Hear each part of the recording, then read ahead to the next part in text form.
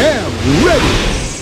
GMA Weather, serbisyong totoo ng GMA News. Mababa pa rin ang tsansang maging bagyo ang binabantayang low pressure area ayon sa Pag-asa. Namataan ito sa layong 1,040 kilometers sa silangan ng Mindanao kaninang madaling araw.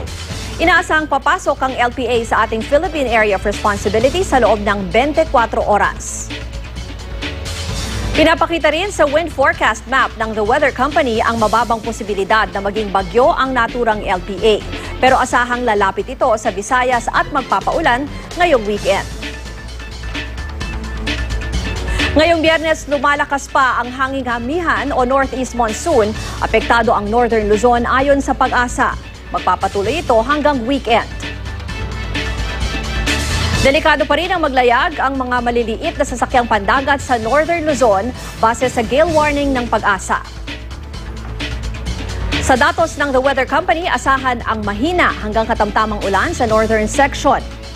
Mas maayos na panahon ang mararanasan sa natitirang bahagi ng Luzon, bagaman may mahinang ulan lang sa hapon o gabi. Ganito rin ang panahong inaasahan ngayon sa Metro Manila. Maging sa Visayas. Ang Mindanao makararanas muli ng thunderstorms mamayang hapon o gabi, lalo sa hilagang bahagi. Gayon din sa ARMM at Soc-Sargen region. Yan ang latest mula sa GMA Weather. Magplano para sigurado. I am ready, serbisyong totoo ng GMA News.